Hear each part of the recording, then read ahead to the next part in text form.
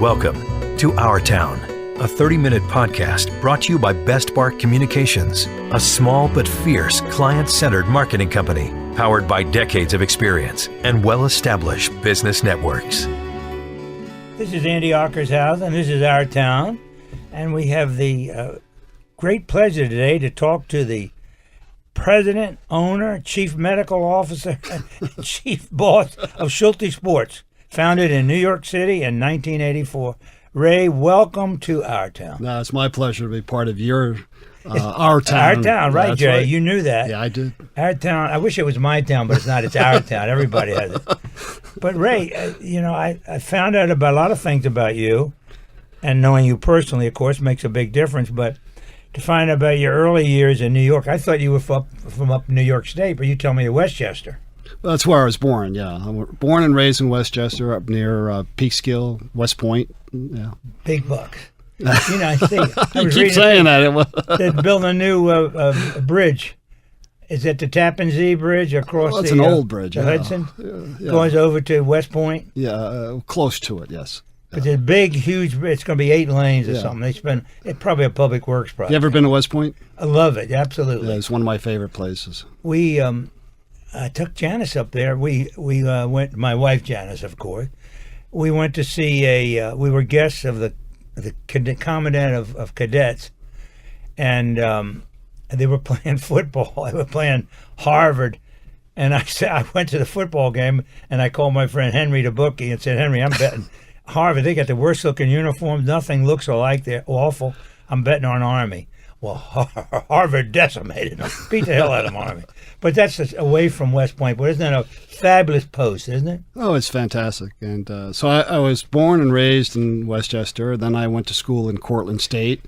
That's up near Ithaca, Cornell. It's SUNY, right? It's a SUNY school, yeah. And spent 4 years up there. That's close to Rochester? Cold country? No, it's actually in between Ithaca and Syracuse. Oh, I see. Yeah, cold country, right? Cold country, The yes. Finger Lakes? Close. Well, what did you do in the winter in Cortland beside drink?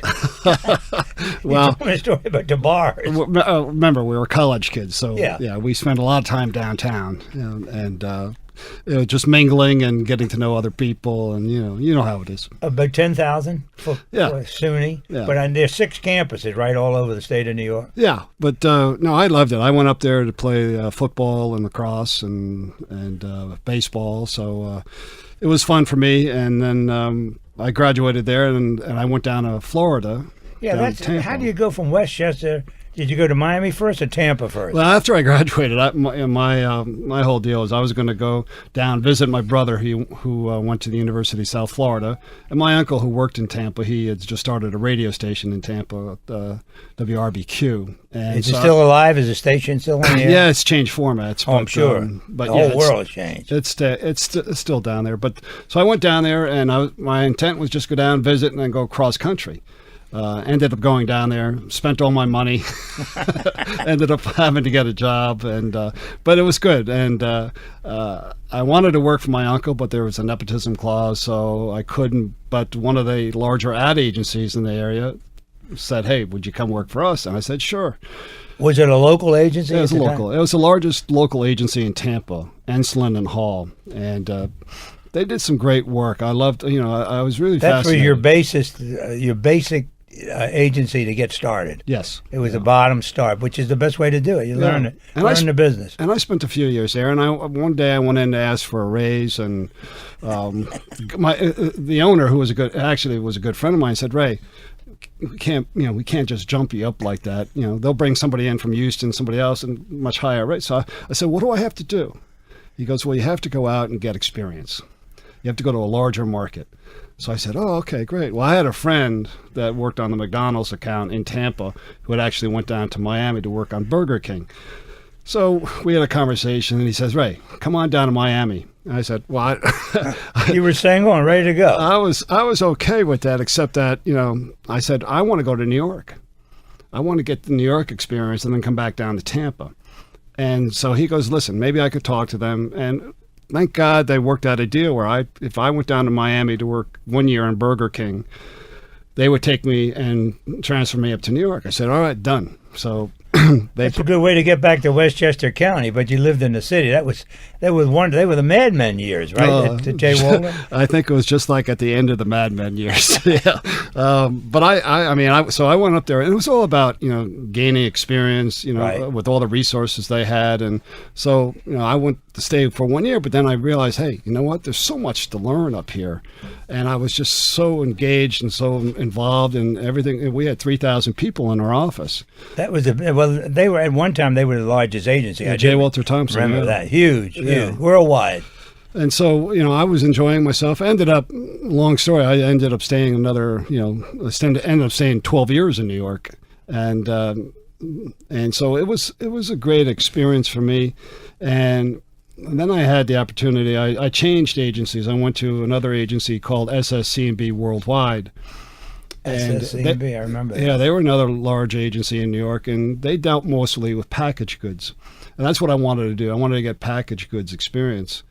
And so I worked on this one account, Carnation. They were based out of L.A. We were based in New York. Are they in St. Louis? I thought they were out of St. Louis, Carnation. No, they were out of L.A. Oh, is that Yeah, right? the corporate headquarters, L.A. So I dealt with their were brand getting managers. A varied background in agency, which helped you then the next step in your career. But that was more or less an accident, was it not?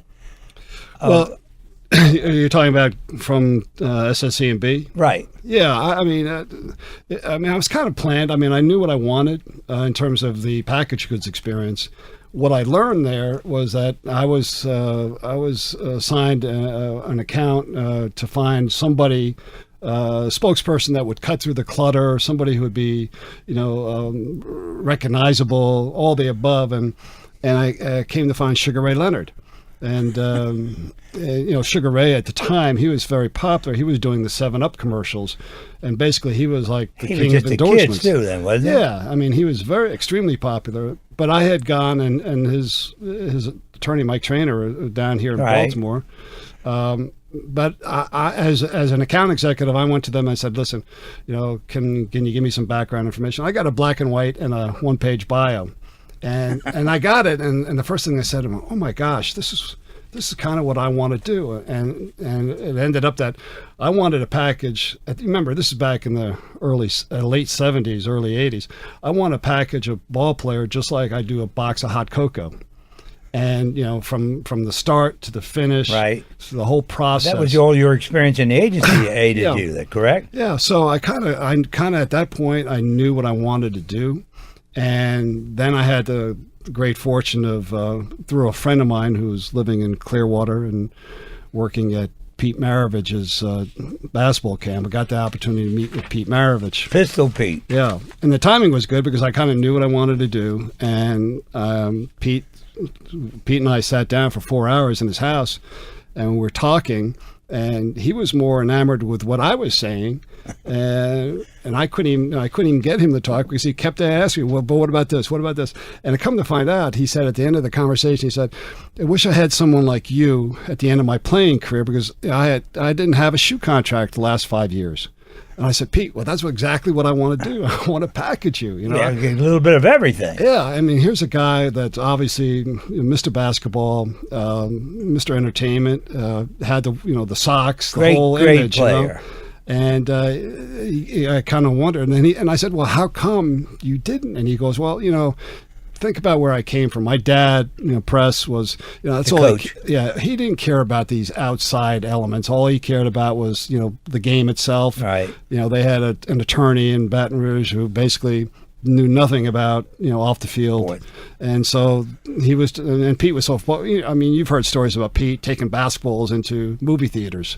He was just so focused. And that's all he cared about. He lived with it, right? Yeah, I mean, it was all His basketball. Life. I don't know if it'd be different now. I guess in today's world, it may be a little different. It's all about money now. It's all about money. But anyway, so he said, I want to introduce you to somebody that it may be, there's a synergy here. And I said, great. So the next morning I had breakfast with a guy named Jim Krevax. Jim was a partner with Pete in his basketball camp in Clearwater. But he had about 30 ball players who were like A, AA, AAA. He was an upstart agent. Right. Major League Baseball for Major League Baseball players. And so he goes, I want you to talk to Jim. and see what you guys can do to work this out. So he set it up. Next morning, I had a conversation with Jim. I said, Jim, listen, this is what I can do. I can handle all the activities off the field for you, so you can concentrate just on the field contracts, and right. we can It's provide playing ability. we can provide more expertise, more category expertise, and all that. And so he got it. He got it right away. He goes, all right. He goes, go back and create a plan and bring it down here. And we'll present it to his little. Were you working company. in New York at the time? I was still in New York, yeah. So you remember back then we didn't have the computers like we did today. Tell me about it. It took me 6 months to write a business plan, and because the information wasn't readily available. Now it's, I had to dig and dig and dig, and so I had to stack about 1,000 pages. A handwritten job. And I went down there and made a presentation. I got halfway through my presentation. There were 6 people. They said, "Okay, we're gonna fund you." I said, "Great." He said, "This is great." So I went back to New York. I quit my job, and it was really kind of surreal because I knew what I wanted to do. But you walk through these halls at SSC&B, and you being a media maven, that you look at these people and you go, "Gosh, these people I know they're much smarter than I am. I know they are. Why am I doing this, not them?" They can do it themselves, but they're not smart enough. And so once I said that to myself, I go, "Oh my, what am I doing? What am I doing? What am I doing?" But I was just so focused. I just said, I'm going to do it. I had no idea that Don Mattingly was going to be the 1984 batting champion. I didn't know he was. Was he one of the Kruvek's people? Yeah, he was one of the. He was in AAA at the time, and he was young, of course. Yep, and he was playing in New York, and so it made sense. Oh my God, New York! I mean, when you can make it there, you can make it anywhere. That's a lyric, isn't it? So Donnie was one of my first clients, and Harold Reynolds and Howard Johnson, who played for the Mets. You had so many good people. What were you doing? You did something for the Clemente estate, and well, that was later on. That was later, right? Yeah, that was now. I didn't know about Sugar Ray Leonard until you told me. Did you know Charlie was representing him? Charlie was his flack for Mike Trainer. Right, he did it both. You know that Trainer Trainer was not his agent; he was his lawyer. Sure, right. And Charlie worked for Trainer. Well, we're going to take a break here, Ray, but that's the beginning of Schulte Sports, and that's been great. So we'll take a break here now. This is Our Town. We're talking to a new resident of Our Town, Ray Schulte.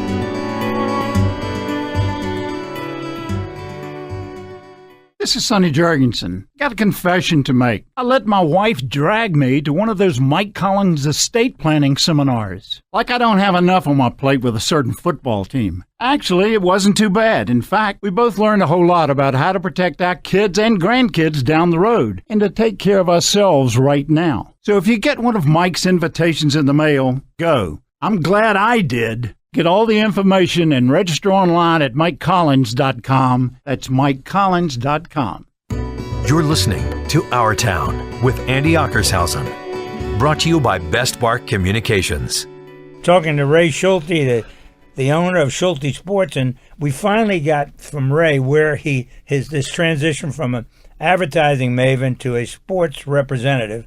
And he brought this to Our Town, but you made some stops along the way before you got here, Ray. But you were going to represent people in sports that were involved with charities. Was it a good business for an athlete to be involved in a charity?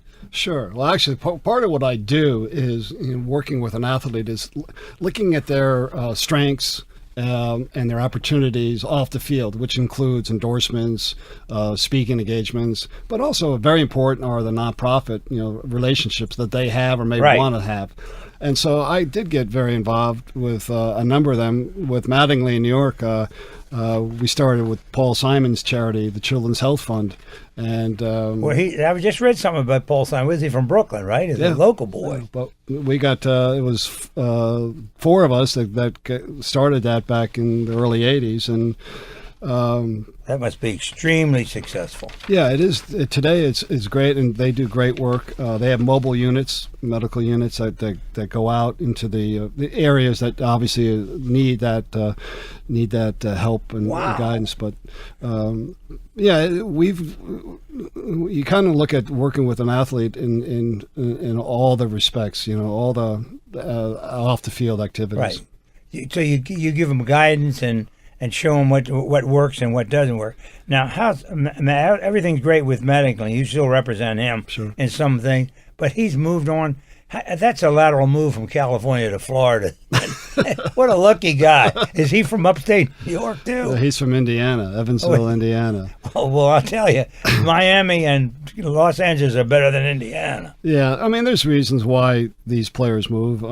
He had a good situation in L.A., but he thought, and I agree with him, he had a better situation in Miami because he enjoyed working with the younger players. Right. Miami was a building. Yeah, and so he had more interaction there. But like with Buck Schulte, I've started working Buck in the early '80s too. And wow, where was he then? He was in Arizona, someplace. No, he was the third base coach for the Yankees. Buck was sure at one time. Yeah, he was actually before that. He was like what they call. Wasn't he a coach? I mean, a manager before Baltimore.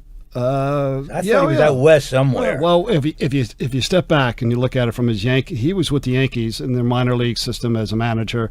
Then they brought him up to the big league team. He was the eye in the sky, and then he was the third base coach, and that's when I started working with him. Wow, that's in the early '80s. Yeah, then he was offered the job in Arizona. I thought it was Arizona. And right. so with the Diamondbacks, and he actually went out there before the team was on the field. He went out there a year before, which is really interesting because here's a guy going into work in a suit versus a manager's outfit for 1 year. When they were building the team. Yeah. But then at that point, I was still in New York, and he said, Ray, hey, why don't you come out and, check out Arizona? He knew I was renting in New York. He goes, buy a house out here. I'll, help rent it to the players, and, you can build some equity. I said, hey, that's a great idea. So he lured you to Arizona. So I went out there, and I started looking around, and like within 2 days, I found a house, and I said, hey, Buck, you know what? I'm just going to move out here. What's not to like, right? Yeah, and we by that time, we were using computers, to a degree where it was. You were learning the modern age. And Buck then was successful in Arizona, of course. Yeah, he actually. He started the team. I mean, that was. He not only started was the team. Was that Colangelo? Did he own the team? Yeah, but Buck was involved in everything from spring training development to the ballpark to the uniforms. I mean, they asked him to do an awful lot because he had that experience. He brought a lot of knowledge to the table. Coming out of the Yankee organization, he worked for the boss, of course. Is that where you met the lovely and talented Rebecca O'Sullivan? Well, a little later. Actually, in Arizona? Yeah, in Arizona. I was with Buck out there I was in Arizona for about 8 years. And Buck had gotten fired, and he had went on to work with ESPN at the time, and then eventually he went to Texas. But when he had gone, this is about 2002, I started working with Cal Ripken. And did he connect you with Ripken, or did that happen through your agency contact? I had some contacts with a guy named Ira Reynes, who was actually working with Cal for a number of years, and so we had gone. We had a relationship, and he wanted to start an agency west of what they at that time called Town Sports. Right. And so he, I knew Cal, I knew him to say hello and all that, but we obviously never did business with him.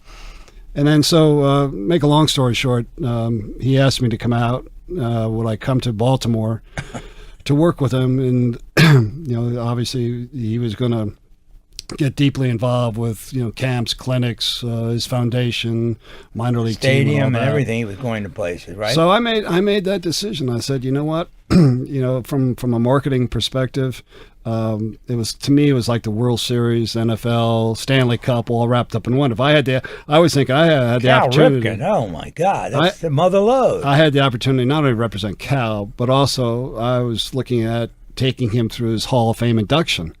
which is Oh, I remember that. That was a huge, huge thing for for our town. Cal Ripken was part of us because we did the games. There was no baseball team, so the Orioles were our team. Yeah. And Cal was our guy. So that must have been a great thing for you to get to Ripken because he's world class. It can never happen to it'll never happen again. Well, Nobody will ever break that record. before the Hall of Fame induction, the couple of years there, we were out on a commercial shoot in L.A., and that's when I met Rebecca. Oh, you met her in Los Angeles. Huh? We were on a commercial shoot with Oh. Cal, and she came to visit the set, and we hit it off, and then we kept in contact, and You were there on business. I was there in Well, business. you were living. But did you know you'd run into Showalter back in Baltimore? No. Something that comes around goes around. No, So when so I was with Cal from 2002 to 2009. When Buck came full circle, it was, I know it felt like it. all your buds are there. I should have said that Rebecca O'Sullivan Schulte is the president of NBC Universal Comcast Sports Network, and that's our connection. And it's been a great, great relationship with you. And now to find out all these things, it just blows my mind that how it happened that you go with Buck, go west, and then Buck comes east. And you came east before Buck did you? But I've got to thank you because you're the one who actually helped me get introduced to this market. When Rebecca was commuting down here, when we lived in Baltimore, she was commuting down here to Wisconsin Avenue for, I think a year and a half, 2 years. And so finally we just made the decision to move from Baltimore and come down here. And you were so gracious because you kind of took me under your wing and introduced me to some of your friends and my cronies. Your cronies. And well, I'm just so happy, Ray, that you're here and you brought all these names and so important to our town. And as again I say, Cal Ripken to me was a Washington ball player because we didn't have a team, and everything he did and everything the Orioles did were very important to us. So we're so happy for that. Now, what's in the future for the? What is that word I'm looking for? What is in your future? What do you want to do? What's the word I'm looking for? What's on your bucket list? That's on my bucket. What is a bucket list? I mean, besides this. Yeah. Well, you're going to continue with this. Ask me about I want to ask you about the memorabilia. Sure. I was stunned by visiting you in your home to see the posters that you have, to me, that are just fabulous about the motion picture industry. Yeah. And that was sort of something that you did. But in addition to that, you had a memorabilia business. You had a show, and you put on a show. Well, that goes back to when I was working with Cal. We were trying to maximize his his being in the marketplace, and we started a memorabilia company called Ironclad, and then we started a auction component as well. And I got fascinated by that. I just love that. One of the things that I guess I've been fortunate in working with players like Mattingly and Buck and Dick Fosbury and Cal. I got to really know the memorabilia side of it, and from a collector's perspective. And so at the very beginning, you kind of collect all the small little trinkets and stuff like that. And then after a while, you figure, hey, I don't have a place to put this. And so I made a decision earlier on that, yes, I do love collecting something, because I love the intrinsic memories and all that. And so, again, back in New York, women didn't really care for all this baseball memorabilia hanging out in the it didn't mean anything to you. No. But I did find out that they did love movie posters. And whether it's sports or whatever related, and so I started. I was intrigued too. But I started collecting movie posters. But they had some requirements. Authentic. Well, yeah, they had some requirements. Considerations. They had to be pre-1960. They had to be in pristine condition. They had to be sports related. And so there you have your guideline for what you want to collect, and then you go out and you go through all the contacts. You weren't collecting to resell; you were collecting for yourself. Yeah, I was just collecting because I enjoyed collecting, and and now if you come into our house, you'll see that many of them are up on the walls. But you must have taught that to Eric Schulte, who's papered his house with pictures and jerseys and so forth. But Ray, how about the the national convention. I attended 2 of your shows in Baltimore of national memorabilia. It was a fascinating experience for me. Well, I mean, based on, with my background, my experience, my contacts with media and with players and all that. Again, I've been with Mattingly for 30 years now, Buck for 25 years, and I don't have the I guess the desire to go back into more players. So what I've done is I've taken all my contacts, my networking, and I've kind of gone more into a public relations, marketing. Yeah. So with the National Sports Collectors Convention, it's an annual event. It's like a multi-million-dollar business. It's huge. It's huge. Exhibit. I mean, it's like over 100 players come to sign, 800 booths and all that. It's once a year. This year is in Atlantic City, so I handle all the marketing, PR, media buying, and all that. So, and you've had them in Baltimore in the Midwest. Well, we're going to take another break here. We're talking to Ray Schulte, and this is Our Town.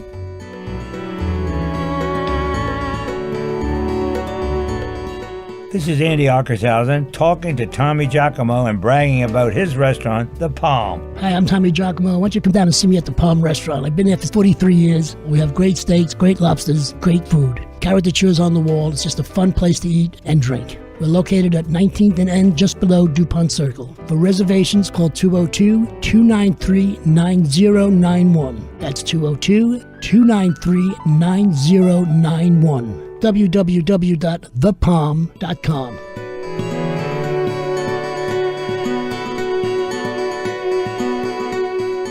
This is Our Town. It's Andy Ockershausen, and we're talking to Ray Schulte, who has a story that I'm dying to hear about Jane Fonda. Now, that's not sports related, but somewhere you'll work it in. What is with you and Jane Fonda? Well, it's not a big deal. I have some friends that live out in Sun Valley, Idaho, and a good friend of mine was married to Mariel Hemingway, and wow. So we were out there one Easter, and the joke was that she made breakfast for me.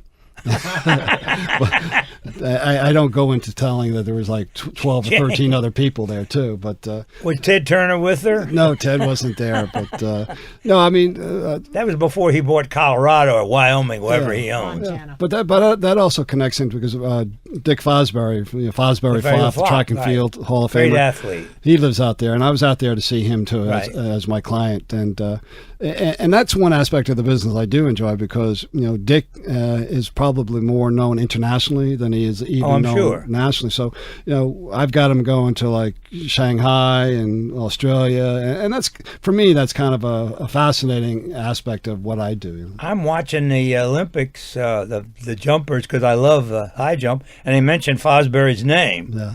That started the whole thing with the flop. He showed him how to get over that bar. Oh yeah. And when he started jumping, it was bamboo too. I don't know what they use now. No, he's right. He revolutionized the sport. Oh, he did, absolutely. And he's such a great guy, and so he does quite a bit of traveling for me, and he's. If he lives out in Idaho, that ain't bad. Yeah, no, he's got a good life. It's the beginning.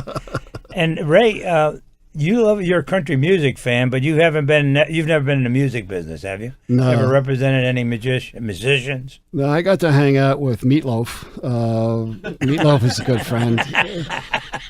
He was a big Yankee fan, and I used to go play golf with him. And where'd you play, at Westchester? Yeah, upstate there.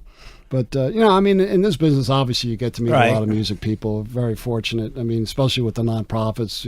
We did meet Toby Keith was at Mattingly's event last year. And so it's... Spider-Man. Yeah.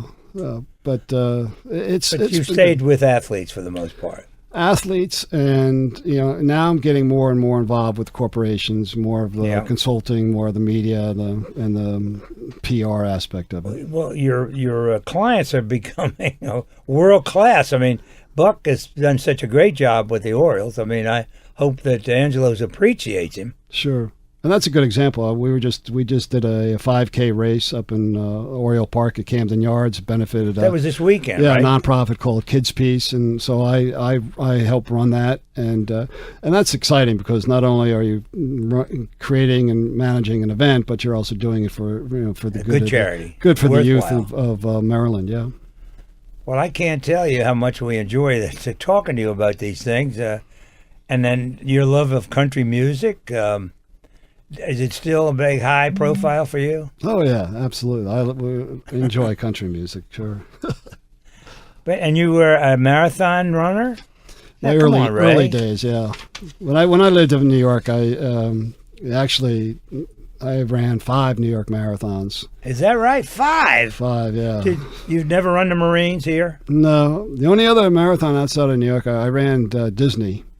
But that was it. I kind of did it only because of living in New York. It was something I wanted to. It was a challenge. You live at 84th Street, you said, yeah, right? 84th, yeah, between 1st and 2nd. So I enjoyed running out there in the park. Good times? Oh yeah.